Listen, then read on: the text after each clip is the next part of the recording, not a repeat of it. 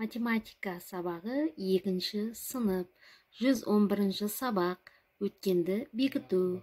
Мен өрнектердің мәнін табуды, әріпті және санды өрнектерді салыстыруды үйренемін. Қазіргі сенің көңіл күйің қандай? Өте жақсы, жақсы, керемет. Біреуін көрсетеміз. Қолық пен жұмыс. Ортақ тақырып табиғатты қорғау, отанды сүю.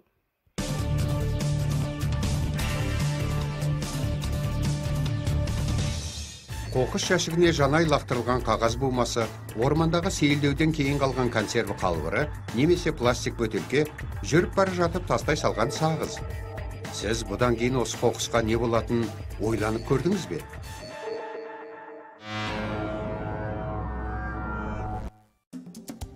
Қағаз жаңбыр астында қалуы мүмкін, кейін кебет, тағы суланады, осылайша қайталана береді де, ең соңында ыдырайды.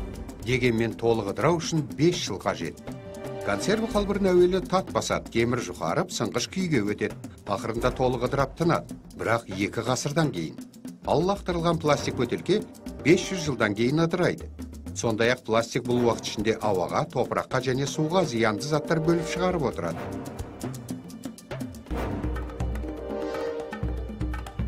Сағыз қауіпсіз елеусіз нәрсе көрінуі мүмкін. Ол ыстық күн астында 1 айдай, қоңыр салқын жерде 100 жылдан артық уақыт сақталуы мүмкін.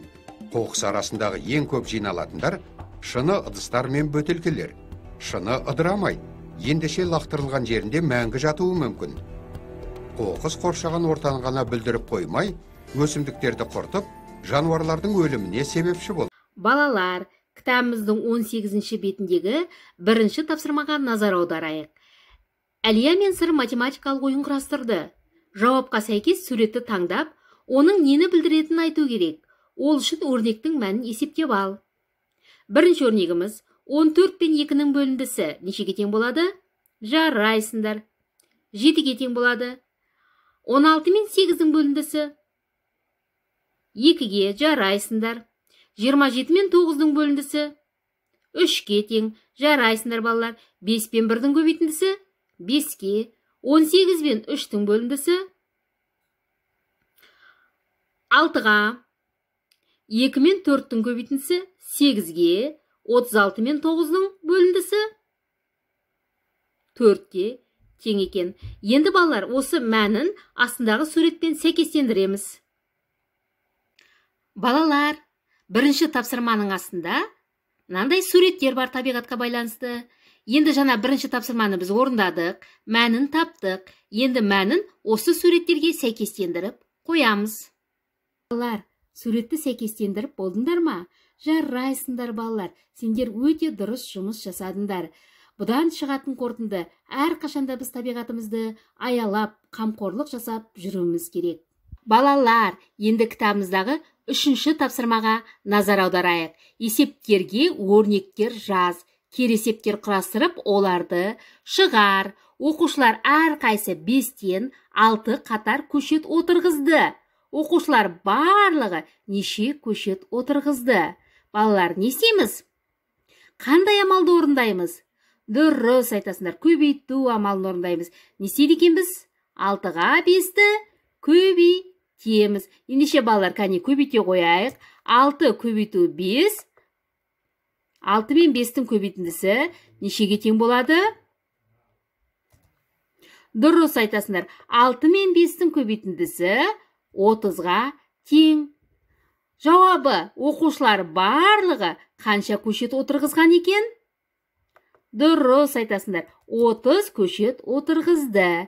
Әсін шығарайық. 15 килограмм тыңайтқыш 5 қапшыққа тең бөлініп салынды. Әр қапшыққа неше килограмм тыңайтқыш салынды. Балалар, бұл есепте қандай амал орындалады? Дұрыс айтасыңдар. Бөлу амалы орындалады. Ендеше не істейміз? Дұрыс айтасыңдар. 15-ке 5-ті бөледі екенбіз. 15 пен 5-тің бөліндісі нешеге тең болады балалар? 15 пен 5-тің бөліндісі 3-ке тең болады екен. Жарайсыңдар балалар, сендер дұрыс шығарыңдар. Жауабы әр қапшыққа қанша килограмм тыңайтқыш салынады екен?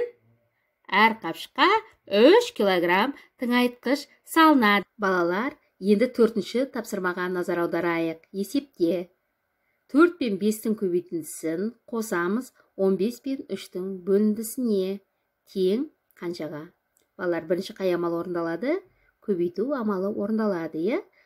4-ке 5-ті көбейтсек 20, 15-ті 3-ке бөлсек 5, ендеше 20-ға 5-ті қоссақ қаншаға тең болады?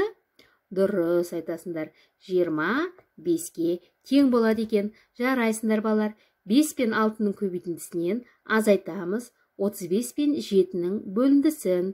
5-ке 6-ны көбейтсек қаншаға тең болады балалар? 5 пен 6-ның көбейтіндісі 30-ға. Жарайсыңдар, 35 пен 7-ның бөліндісі 5-ке тең. Ендеше 30-дан 5-ті алсақ, нешеге тең болады? Дұрыс айтасыңдар, 20 5-ке тең болады екен. Жарайсыңдар балалар, 8 пен 5-тің көбейтіндісіне қосамыз, 5 пен 5-тің көбейтіндісін.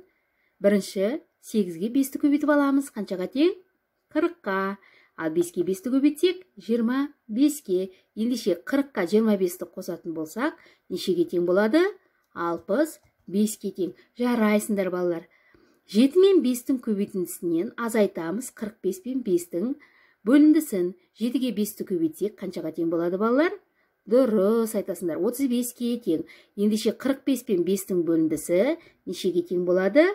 9-ға тең. Ендеше 35-тен 9-ды азайтсақ, нешеге тең болады екен? Мәні нешеге тең? Жарайсыңдар балалар, 26-ға тең екен. Енді балалар, осы есепті әрі қарай өзіміз орнымызда отырып шығарып көрейік. Балалар, үйге кітабымыздың 19-шы бетіндегі 5-ші тапсырма. Өсімдік тұқымдары мен сүйегінің ұзындығын қара. Дәптеріңе әр қайсынан 3 есе артық кесінділер сыз. Ендеше балалар, қолымызға сызғышымызды, карандашымызды, дәптерімізді алып, кесінді сызамыз. 3 есе артық десе не істейміз балалар? Дұрыс айтасыңдар, көбейтеміз. Бағдаршамның түстерін бәріміз білеміз, Ендеше, бүгін математика сабағында біз өз-өзімізді бағалап көрейік, Бүгін математика сабағында мен нашар жұмыс істедім дегендер қызыл түсті, орташа жұмыс істедім, маған кішкене түсінбеген жерлерім болды, шығара алмадым дегендер сары түсті, ал өте жақсы жұмыс істедім, бәрін түсіндім дегендер маған жасыл түсті көтереміз.